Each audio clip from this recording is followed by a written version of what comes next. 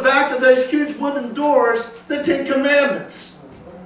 They keep them propped open all the time now, so nobody is allowed to see them. If you look on the mosaic above the Supreme Court, you'll see depictions of Moses holding the Ten Commandments. They lie to everybody and tell them it's the Bill of Rights. It's not the Bill of Rights.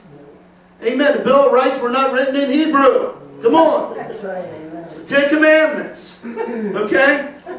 And virtually all the belief systems in the world consider the majority of the Ten Commandments as good for the human race.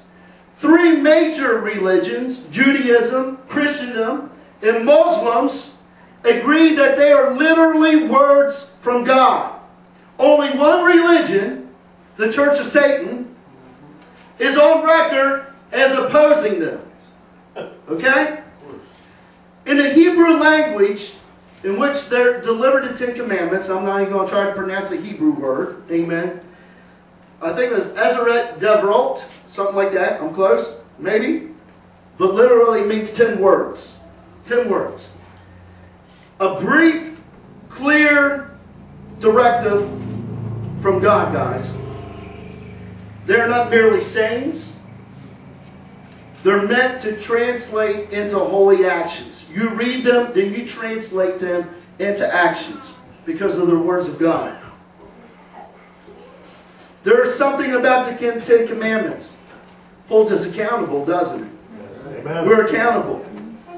How many of you, and don't raise up your hands, how many of us here today, or who will watch this later, actually live by the Ten Commandments? They're the foundation of our life. What if I said, and I just went across the room, what if I said, name them? Name all 10 of them. I see people sweating, don't worry, I'm not going to call anybody out. Newsweek once reported that 49% of Protestants and 44% of Catholics could name up to 4 of them. 4! This is my question. How can you live by God's holy standards if you don't even have a clue what they are? If half the country, the religious folks, can't even name half of them. I don't know where I come from. 40% is flunking.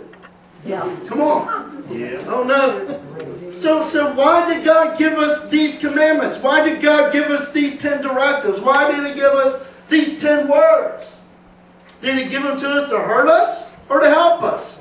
Did He give them to us to restrict us or to release us here today?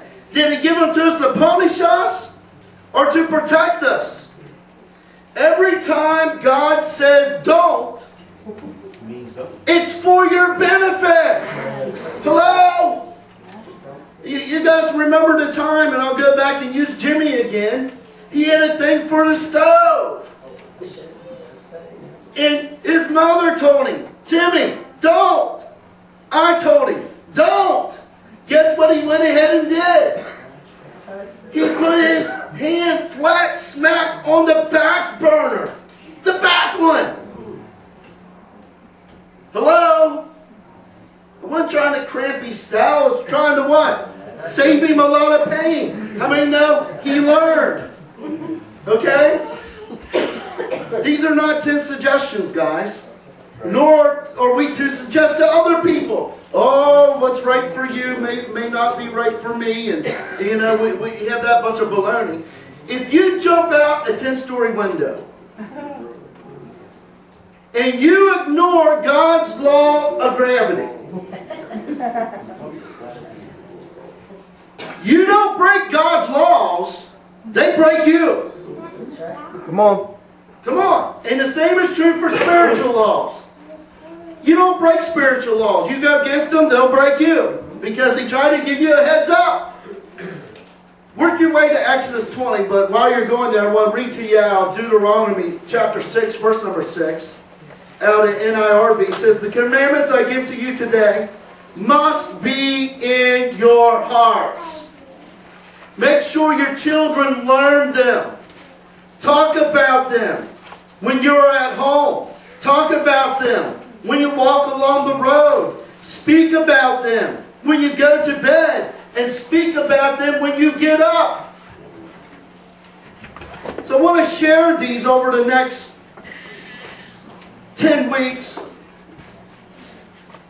And look at how these 10 words, these healthy habits, can bring health into a home and into a family and make a difference. Okay? So this morning is habit number 1. Habit number 1 is examine your priorities. Examine your priorities. Go with me to Exodus chapter 20, verses number 2 and 3. Exodus 20, verse number 2 says, I am the Lord your God, who brought you out of Egypt, out of the land of slavery. You shall have no other gods before me. The New Living Translation translate verse number 3, do not worship any other gods besides me. Listen, guys, the order of the 10 Commandments is not haphazardly given. They're given in the order that they're given in for a reason. Habit number 1 is the foundation. It's the bedrock for being a strong family. The very first command is also the most important command that we're given. So what's the principle?